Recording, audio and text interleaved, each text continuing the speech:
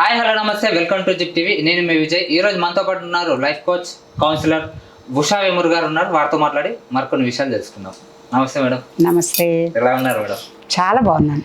Madam, ఇప్పుడు మనం ఏంటంటే ప్రతి ఒక్కరు బ్రతుకుతూ ఉంటారు లైఫ్లో, కానీ వాళ్ళు ఎలా బ్రతుకుతున్నారు ఏంటి ఒక కన్ఫ్యూజన్లో ఉంటారు చాలామంది. అలాంటి వాళ్ళకి మీరు ఏం చెప్తారు? అసలు కన్ఫ్యూజన్ అంటే ఏంటి విజయ్? మామూలుగా అసలు చూస్తే ఆ మాటలోనే ఉంది. కన్ఫ్యూజన్ అంటే అసలు దానికి మామూలుగా డిక్షనరీ మీనింగ్ తీసుకుని ఆలోచిస్తే కనుక ఒక క్లారిటీ లేకపోవడం, బివిల్డర్డ్, లేకపోతే చాలా ఎలా అంటారంటే ఏం చేయాలో తెలియని ఒక అవస్థలో ఉండడము, ఇట్లాంటి వాటన్నిటినీ కూడా మనం కన్ఫ్యూజన్ అనే మాటకి అంటే వాళ్ళకి తెలుసు.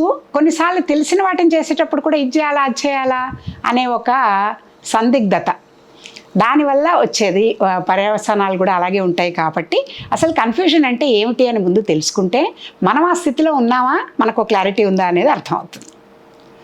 ఎస్, ఇది ఓకే మేడం. కాకపోతే ఏంటంటే దీన్ని ఒక క్రమ పద్ధతిలో మనం పెట్టుకోవాలంటే మీరు ఎలాంటి సజెషన్స్ ఇస్తారు? అది అసలు ఫస్ట్ ఏమంటామంటే identifying the problem is half battle one అంటారు తెలివైన వాళ్ళు. అంటే ఏంటి, మనకు అసలు ఒక కన్ఫ్యూజన్ ఉంది, మనం సరిగ్గా ఆలోచించట్లేదు అని కనుక్కుని అది మనం ఐడెంటిఫై చేసుకుని యాక్సెప్ట్ చేయడం ఫస్ట్ స్టెప్. ఫస్ట్ స్టెప్ ఏంటి, మనకు కన్ఫ్యూజన్ ఉందని తెలిసిపోయింది, క్లారిటీ లేదని. కాబట్టి ఇప్పుడు మనం ఏం చేయాలి, కన్ఫ్యూజన్ని దూరం చేసుకుని మన సక్సెస్కి ఏది హెల్ప్ చేస్తుందో దాన్ని అలవాటు చేసుకోవడమే. అంటే దానికి ఒక 3-4 పాయింట్స్ లాగా మనం చెప్పుకోవాలంటే ఫస్ట్ థింగ్ క్లారిటీ కావాలి. క్లారిటీ కావాలంటే ఏమిటి, క్లారిటీ అంటే ఏమిటి, మనం ఆలోచించే దీంట్లో అసలు మనకు అవుట్కమ్ ఏంటి, మనం ఏదైనా పని చేసేటప్పుడు ఏ ఉద్దేశంతో చేస్తున్నాము, మన గమ్యం ఏంటి, మన గమనం ఎలా ఉంది. అంటే ఏంటి, మన డెస్టినేషన్ ఒకటేదో మనకి సపోజ్ ఒక ఇంజనీరింగ్ చేయాలి, ఇంజనీర్ అవ్వాలని ఉంది, దానికి అది మనకి ఇదైనప్పుడు ఇంటర్మీడియట్లో ఏం తీసుకోను, మ్యాథ్స్ తీసుకోనా, సైన్స్ తీసుకోనా, ఆర్ట్స్ తీసుకోనా అని కన్ఫ్యూజ్ అవ్వడం కరెక్ట్ కాదు కదా. క్లారిటీ ఏముండాలి, మ్యాథమెటిక్స్, ఫిజిక్స్, కెమిస్ట్రీ ఉంటే కనీసం అందులో ఫండమెంటల్స్ అన్నీ సరిగ్గా ఉంటే రేపొద్దు నేను ఇంజనీరింగ్ చేయడానికి వీలవుతుంది, ఆ క్లారిటీ ఉండాలి. అట్లా ప్రతి పనికి చేసే ముందర ఒక క్లారిటీ తెచ్చుకోవడం అనేది ఫస్ట్ స్టెప్ అనమాట. తర్వాత ఏంటంటే మనకి సరే ఒక క్లారిటీ వచ్చింది, కన్ఫ్యూజన్ లేకుండా ఒకటి పెట్టుకున్నాం, కానీ ఆ క్లారిటీ పెట్టుకోగానే మనకు అది అయిపోతుందా, ఆ పని అవ్వదు. ప్రయారిటీస్, సెట్టింగ్ ప్రయారిటీస్ అంటారు. అంటే ఏంటంటే ఏది మనకి ముఖ్యం, ఏది చాలా చాలా అర్జెంట్, నెక్స్ట్ ఇంపార్టెంట్ ఏది, తర్వాత అర్జెంట్ ఏది, తర్వాత లీస్ట్ ఇంపార్టెంట్ ఏది, అలాంటి ప్రయారిటీ సరిగ్గా పెట్టుకోవాలి. ఈ విషయంలో ఏం చెప్తానంటే నేను చాలామంది ఎందుకు కన్ఫ్యూజ్ అయిపోతున్నారు జీవితంలో అంటే ఒకటేసారి వాళ్ళకి నచ్చినవన్నీ కూడా 5-6 థింగ్స్ ప్యారలల్గా చేస్తూ ఉంటారు తీసుకుని. ఫర్ ఎగ్జాంపుల్ ఇప్పుడు మనం ఇంజనీరింగ్ సేమ్ ఎగ్జాంపుల్ కంటిన్యూ చేద్దాం, ఎందుకంటే ఈజీ అవుతుంది మళ్ళీ మళ్ళీ చెప్పకుండా అని. ఒక అమ్మాయో అబ్బాయో ఇంజనీరింగ్ చేద్దామని అనుకుంటారు. దానికి వాళ్ళు బేస్ ఎప్పటి నుంచి మొదలు పెట్టుకోవాలి, 7th అయిపోయాక, 7th వరకు ఒకలాగా ఉన్నా కూడా 8th నుంచి వాళ్ళు mathematics, physics, chemistry, science and మ్యాథమెటిక్స్లో అప్పటి నుంచి ఉన్న కాన్సెప్ట్స్ అన్నిటి మీద కూడా గట్టి అవగాహన ఉండాలి.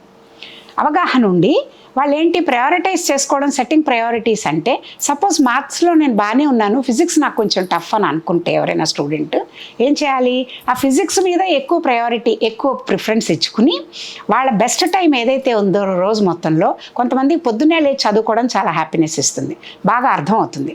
కొంతమందికి పొద్దున్న లేవలేరు, రాత్రి టైం వాళ్ళ కన్వీనియంట్ కామ్గా ఉన్నప్పుడు బాగా చదువుకోగలరు. రాత్రి లేటుగా ఉండి వాళ్ళు చదువుకున్న దాన్ని ప్రయారిటీ అంటే ఏంటి, 9 నుంచి 12 వరకు, 1 గంట వరకు ఇది నా స్టడీ టైం. ఈ టైంలో నేను ప్రయారిటీ దేనికి ఇస్తాను, ఫిజిక్స్ నేర్చుకోవడానికే ఇస్తాను. అప్పుడు నాకు ఇంకా ఫ్రెండ్స్ సెకండ్ షోకి రమ్మన్నా, టీవీలో ఒక మంచి ప్రోగ్రామ్ వస్తున్నా నేను ఆ టైంలో డిస్టర్బ్ అవ్వను. ఇది నా ప్రయారిటీ. ఏంటి, ఇంజనీరింగ్ కంప్లీట్ చేయడం నా ప్రయారిటీ, దానికి సంబంధించి ఫిజిక్స్, మ్యాథ్స్ అవన్నింటిలో కూడా అవగాహన పెంచుకుని చేయడం నా ప్రయారిటీ.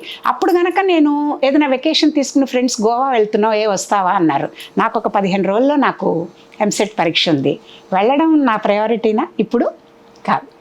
సో సెట్టింగ్ ప్రయారిటీస్లో ఏమవుతుంది, ఈ 15 రోజులు నేను 24 గంటల్లో ఒక 8 గంటలు నిద్రపోతాను అనుకున్నా కూడా అంత రెస్ట్ నా బాడీకి అవసరం. కాబట్టి మిగిలిన 16 గంటల్లో ఎంత ఎక్కువ టైము డిస్టర్బెన్సెస్ లేకుండా నేను ఫోకస్డ్గా నా గోల్ మీద పెట్టుకుంటానో అప్పుడే నాకు కన్ఫ్యూషన్ లేకుండా క్లారిటీతో నేను ఆ పని చేసి సక్సెస్ అచీవ్ చేయగలుగుతాను అనే క్లారిటీ వాడికి ఉండాలి. అలాంటప్పుడు ప్రయారిటీ ఎందుకు చూడొద్దంటారు, సినిమా 3 గంటలు చూసినందువల్ల నువ్వు రిలాక్స్ అయ్యే 3 గంటల నాడు అక్కర్లేదు, కామ్గా కళ్ళు మూసుకుని రెస్ట్ తీసుకో, మెమరైజ్ చేసుకో, హ్యాపీగా మ్యూజిక్ విను రిలాక్స్ అవ్వాలంటే. కానీ నువ్వు ఇలాంటి పనులు, ఈ సినిమాలకు వెళ్ళడం, ఫ్రెండ్స్తో కలవడం, లేకపోతే భయపడుతున్న గ్రూపుతో ఎక్కువ తిరగడం వల్ల నీ కాన్ఫిడెన్స్ దెబ్బతింటుంది, నీకున్నది నీకు మర్చిపోతావు. ఇట్లాంటివి చేయడం వల్ల ఏమవుతుంది, లాస్ట్ మినిట్లో నీకు ఇబ్బంది అయిపోయి చేయాలి, 4 సార్లు రివైజ్ చేయాలనుకున్న ప్రయారిటీస్ నీకు తగ్గిపోయి ఏదో ఒకసారి రివిజన్కి సరిపెట్టుకుని ఇట్లాంటివి చేయాల్సి వస్తుంది. అవన్నీ లేకుండా ఉండాలంటే ప్రయారిటీ సరిగ్గా, ఇది 2వ పాయింట్ కింద అనుకున్నాం.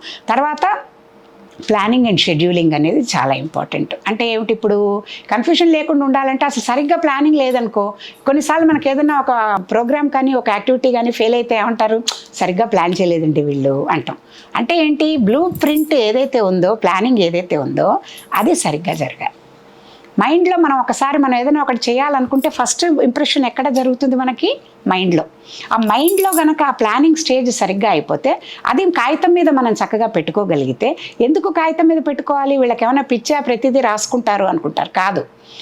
ఆ మైండ్లో ఉన్నది ఏదైతే మనం కమిట్ అయ్యామో దాన్ని మనం చక్కగా అక్షర రూపం ఇచ్చి కమిట్ అయ్యి ఒక డైరీలోనో ఒక పేపర్ మీద మనం రాసుకున్నప్పుడు ఏమవుతుందంటే దానికి నిబద్ధత పెరుగుతుంది, నేను ఈ పని చేసి తీరాలి అని మనం కమిట్ అయినట్టుగా ఉంటుంది. ఆ కమిట్మెంట్ కోసం షెడ్యూలింగ్ అండ్ ప్లానింగ్ చాలా అవసరం. ఆ షెడ్యూల్ చేసుకున్నప్పుడు ఏం చేస్తాం, ఫస్ట్ 1 ఇయర్కి ప్లాన్ చేసుకుంటాం. ఆ 1 ఇయర్ నుంచి మళ్ళీ మనం క్వార్టర్లీ, హాఫ్ ఇయర్లీ, మళ్ళీ తర్వాత మంత్లీ, ఫోర్ట్నైట్లీ, వాటిని చిన్న చిన్న భాగాలుగా విభజించుకుని ఆ షెడ్యూలింగ్లో ఈ వారం నేను ఏం చేయాలి, సరే వారంది ప్లాన్ చేసుకున్నాక మండే ఒక రోజుకి ఏం చేయాలి, ఒక రోజులో మండే నేను నా బెస్ట్ టైం ఏంటి, ఇప్పుడు పొద్దున నాకు సపోజ్ 6 to 10 నా బెస్ట్ టైం, ఇంకా ఎక్కువ హజిల్ అంతా మొదలవక ముందర, ఎక్కువ యాక్టివిటీ అంతా మొదలవక ముందర 6 to 10 కనుక నేను నాకు ఇంపార్టెంట్ చాలా అర్జెంట్ ఉన్న పనులు ఏమున్నాయో దానికి కనుక నేను ఇస్తే ఈజీ అయిపోతుంది. ఆ 4 గంటల్లో నేను చేయదలుచుకున్న చేస్తే 10 తర్వాత నేను ఫ్రీ. అట్లా ఆలోచించుకుంటే కనుక ప్లానింగ్ అండ్ షెడ్యూలింగ్ వల్ల చాలా ఉపయోగం అవుతుంది. తర్వాత కన్సిస్టెన్సీ, ఏదో ఒకరోజు లేచాము, మన న్యూ ఇయర్ రెజల్యూషన్స్ ఉంటాయి, ఒకరోజు లేస్తాం, ఇవాళ నేను ఎక్సర్సైజ్కి వెళ్తాను, వాక్కి వెళ్తాను, తర్వాత గుడికి వెళ్తాను, చాలా పెట్టుకుంటాం న్యూ ఇయర్ రోజు మనం. ఎందుకంటే కొత్త సంవత్సరం ఏం చేస్తే సంవత్సరం అంతా కూడా అదే చేస్తారనే నమ్మకం ఉంటుంది కాబట్టి. అలాంటివి చేస్తూ ఉండడం వల్ల ఏమవుతుంది, కన్సిస్టెన్సీ లేకపోవడం వల్ల ఓ రోజు చేస్తాం, నెక్స్ట్ డే మళ్ళీ లేవం, 5 కిలోమీటర్లు 5K రన్కి వెళ్తాం, అలసిపోతాం, నెక్స్ట్ డే లేవలేక అసలు ఎక్సర్సైజ్ చేసేది కూడా చేయం. ఇది కాదు, కన్సిస్టెన్సీ అనేది తప్పనిసరిగా ఉండాలి. మనకి ఏదైనా కన్ఫ్యూజన్ లేకుండా ఉండాలి అంటే ఓ పని పెట్టుకున్నప్పుడు గోలు, తర్వాత ఈ ప్రయారిటైజ్ చేసుకోవడము, ప్రయారిటీస్ పెట్టుకున్నాక షెడ్యూలింగ్ అండ్ ప్లానింగ్, ఆ తర్వాత మనకి 4వది ఇప్పుడే చెప్పుకున్నది ఏంటి, ఏం పాయింట్ అనుకున్నాం మనం, కన్సిస్టెన్సీ. ఆ కన్సిస్టెన్సీ అంటే కంటిన్యూస్గా ఒకటే పనిని ఒకటే టైంకి అట్లా వీలైనంత వరకు కూడా చేయగలడం. ముఖ్యంగా అన్నిటికంటే ముఖ్యంగా ఈ కన్ఫ్యూజన్ లేకుండా ఉండాలంటే చేయాల్సింది నా ఉద్దేశంలో ఏంటంటే డెలిగేషన్. అంటే ఏంటి, అన్ని పనులు అందరూ చేయలేరమ్మా, కొన్ని పనులు ఉంటాయి. ఇప్పుడు సపోజ్ మన కళ్ళ ముందు లేటెస్ట్ ఎగ్జాంపుల్ తీసుకుందాం, మన కెమెరా సెట్ చేసుకుంటున్నాడు, ఇందాక మన ఇద్దరం కూర్చుని మిగతా అన్నీ మనం మాట్లాడుతూ ఉన్నప్పుడు, అంటే ఇప్పుడు కెమెరామెన్ విజయే, తర్వాత లైట్స్ సెట్ చేసేది విజయే, యాంకరింగ్ విజయే, తర్వాత మాట్లాడుతూ ఇవి చేసేది ప్లానింగ్, ఆ టాపిక్ ఏంటని డిసైడ్ చేసేది విజయ్. ఇవన్నీ కూడా ఒకట్లే చేయాలంటే ఏమవుతుంది, కన్ఫ్యూజన్ వచ్చేస్తుంది. అంటే ఎయిదర్ మైక్ ఆన్ చేయడం మర్చిపోవచ్చు, లైట్ సరిగ్గా చెక్ చేసుకోవడం మర్చిపోవచ్చు, ఇట్లాంటివన్నీ జరుగుతాయి. కాబట్టి డెలిగేషన్ చాలా ఇంపార్టెంట్. నాకు ఈ డెలిగేషన్ అన్నప్పుడు బెస్ట్ ఎగ్జాంపుల్ చాలామంది కళ్ళ ముందు గుర్తొస్తారు, టైలర్, డాక్టర్ కదా. ఇప్పుడు వీళ్ళు ఏం చేస్తారు, మన డాక్టర్ అనగానే సర్జన్ ఉన్నాడు అనుకోండి, సర్జన్ ఏం చేస్తాడు, అంతా రెడీ చేసి వాళ్ళంతా మొత్తం పెట్టంగానే వస్తాడు, 5 minutes మేబీ 5 minutesలో తన ఏ దీనికైతే సర్జరీ చేయాలో అది చేస్తాడు, చేతులు చేసుకుని వెళ్ళిపోతాడు. పక్కన ఉన్న వాళ్ళకి డెలిగేట్ చేసిన వాళ్ళు ఏం చేస్తారు, అదంతా నీట్గా మళ్ళీ స్టెరిలైజ్ చేయడము, కుట్లు వేయడము, డ్రెస్సింగ్ చేయడము, ఎవరి పనులు వాళ్ళు చేసుకుని వెళ్ళిపోతారు. టైలర్ కూడా అంతే, కట్ చేసేస్తాడు, మొత్తం అంతా ఇచ్చేస్తాడు. ఒకళ్ళు మొత్తం అంతా బేసిక్ షర్టో బ్లౌజో ఏదో కుట్టాక మళ్ళీ వాటికి హుక్స్ కుట్టేది, తర్వాత ఈ కాలర్లు పెట్టేది, బటన్స్ పెట్టేది, ఇట్లాంటివన్నీ వేరే వాళ్ళు చేస్తారు. అట్లా మనం ఇంపార్టెంట్ థింగ్స్, మోస్ట్ ఇంపార్టెంట్ పనిలో మనకు ఎఫెక్ట్ అయ్యేవి మనం చూసుకుంటూ, లెస్ ఇంపార్టెంట్ అండ్ ఏదైతే మనకి దానివల్ల క్వాలిటీ దెబ్బతిందో అవి టైము మనకి కలిసి వచ్చే పనులు ఏమున్నాయో అలాంటివి కనుక డెలిగేట్ చేయడం నేర్చుకుంటే కన్ఫ్యూజన్ లేకుండా ఏ పని అయినా కూడా చిన్నవని పెద్దవని బాగా చేసుకుంటారు. ఇది దానికి కావాల్సిన steps. Thank you madam, thank you so much madam, చాలా చక్కగా వివరించారు దీని గురించి. Thank you so much. Thank you.